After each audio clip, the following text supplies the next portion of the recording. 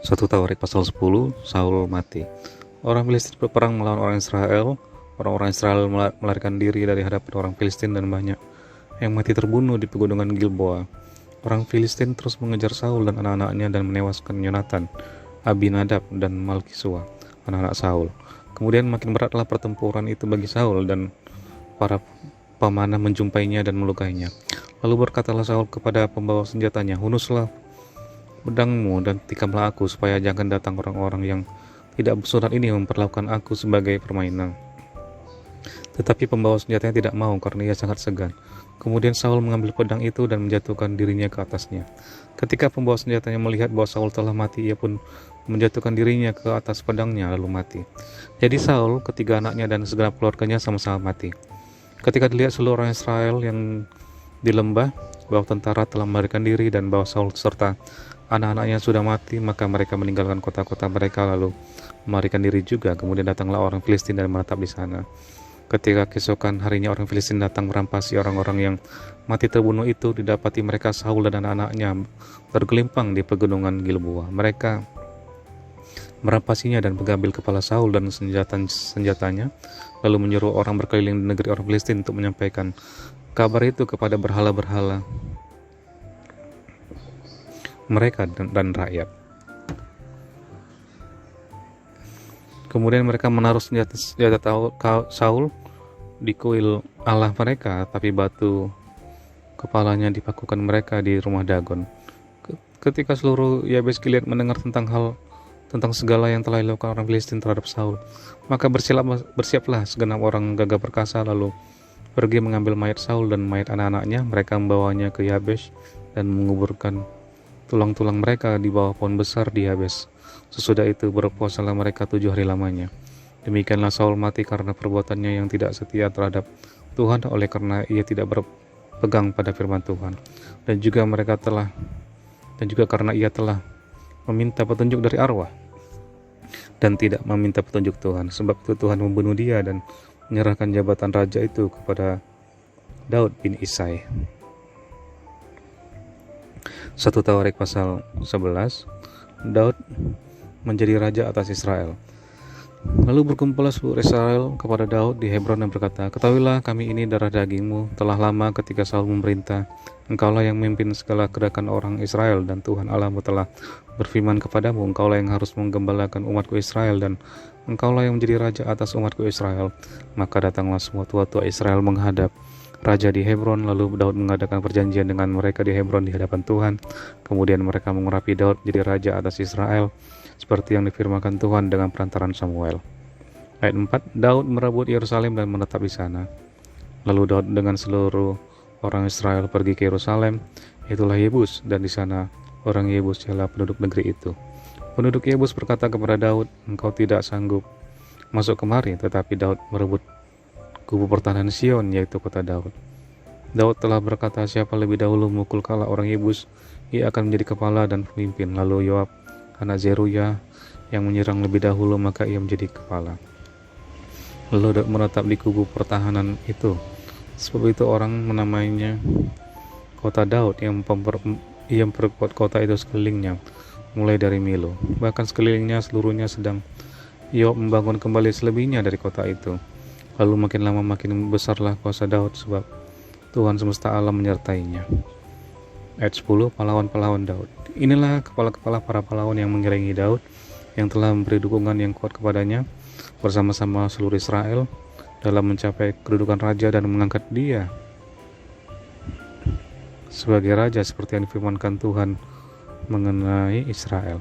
Inilah daftar para pahlawan yang mengiringi Daud. Yasobam bin Hakmoni, kepala Triwira, ia mengayunkan tombaknya melawan 300 orang yang tertikam mati dalam satu pertempuran.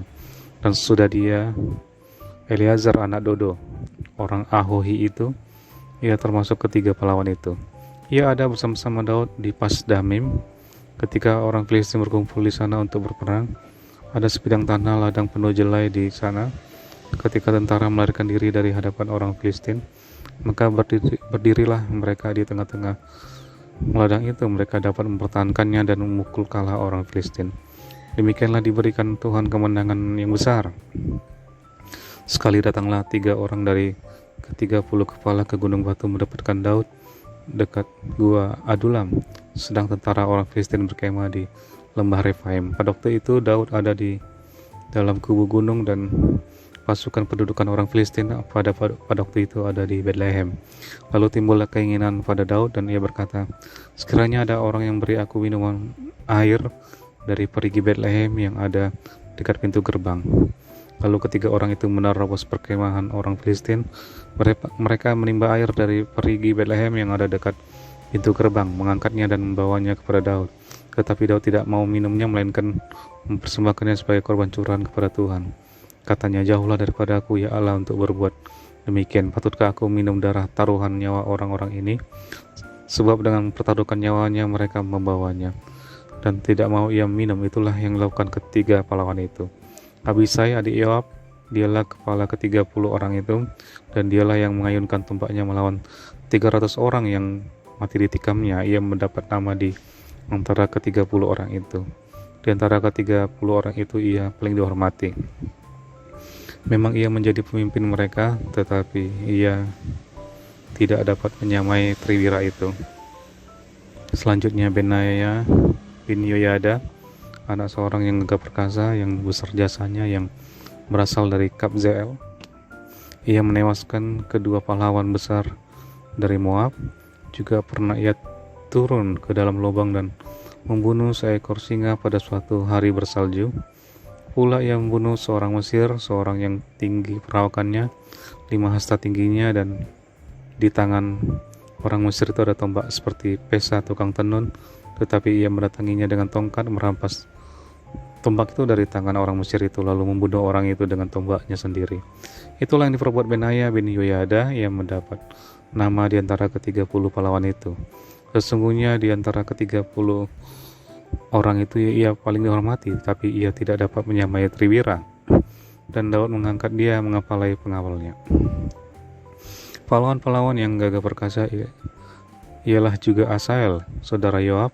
Selanjutnya Elhanan bin Dodo dari Bethlehem, Samud orang Harod, Heles orang Peloni, Ira anak Ikesh orang Tekoa, Abiezar orang Anatot, Sifkai orang Husa, Ilai orang Ahohi, Maharai orang Netofa, Heled bin Baana orang Netofa, Itai bin Ribai dari Gibea orang Benyamin, Benaya orang Piraton, Hurai dari lembah-lembah Gaas, Abiel orang Bet Araba, Asmawet orang Bahurim, Eliahba orang Saalbon, Hashem orang Gizon, Yonatan bin Sage orang Harari, Ahiam bin Sakar orang Harari, Eifal bin Ur Hefer orang Mekerati, Ahia orang Peloni, Hezro orang Karmel, Naarai bin Esbai, Yoel saudara Nathan, Mibar bin Hagri, Selek orang Amon, Naharai orang Beerot, pembawa senjata Yoab anak Zeruya, Ira orang Yetri, Gareb orang Yetri, Uria orang Het, Zabat bin Ahlai, Adina anak Ziza orang Ruben, kepala orang-orang Ruben, dan beserta dia ada 30 orang, Hanan bin Ma'aka, Yosafat orang Midni, Uzia orang Asitarot, Syama dan Yeiel, anak-anak Hotam dan Arower, Yediael bin Simri, dan Yoha saudaranya orang Tizi, Eliel orang Mahawim, Yeribai dan Yosauya, anak-anak Elnaam, Hitma orang Moab, Eliel, Obed, dan Yaasiel orang Mesobaya.